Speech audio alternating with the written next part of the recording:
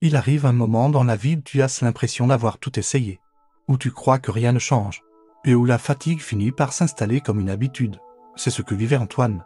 Il se levait chaque matin, accomplissait les mêmes gestes, suivait les mêmes routines, et rentrait chaque soir avec la sensation d'avoir traversé une journée vide. Personne ne voyait sa lassitude, personne ne comprenait ce qu'il ressentait, parce qu'il cachait tout derrière des sourires polis. Mais à l'intérieur, il avait l'impression de s'effacer un peu plus chaque jour. Un soir d'hiver, alors qu'il sortait du travail, il a pris un chemin différent. Il n'y avait pas de raison particulière, juste une envie de ne pas répéter exactement le même trajet. En marchant, il est tombé sur un vieil homme assis sur un banc, qui observait les passants. Quand Antoine est passé devant lui, l'homme l'a regardé dans les yeux et lui a dit doucement, « Tu sais, le plus grand risque n'est pas d'échouer, c'est de ne jamais oser vivre vraiment. » Antoine a continué à marcher, mais ces mots sont restés accrochés à lui comme une cicatrice invisible. Cette phrase a résonné toute la nuit. Le lendemain matin, en se regardant dans le miroir, il s'est demandé, est-ce que je vis ou est-ce que je me contente d'exister?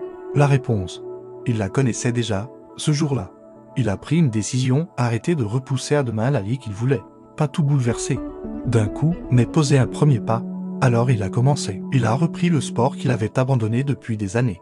Non pas pour impressionner qui que ce soit, mais pour se prouver qu'il pouvait tenir une promesse envers lui-même. Il a ressorti son vieux carnet où il notait ses idées et chaque soir, il a écrit ses pensées, ses envies, ses rêves. Il a commencé à dire non aux choses qui le vidaient et à dire oui aux choses qui le nourrissaient. Ce n'était pas facile.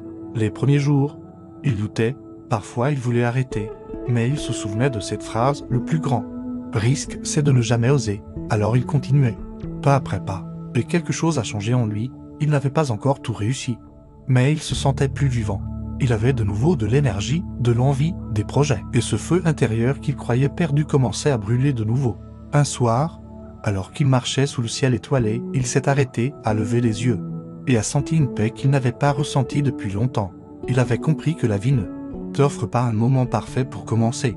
C'est toi qui choisis de créer ce moment. Et en choisissant de faire un pas, même petit, tu changes déjà ton histoire, et toi qui écoutes ces mots, je veux que tu saches une chose, tu n'as pas besoin d'attendre d'être prêt.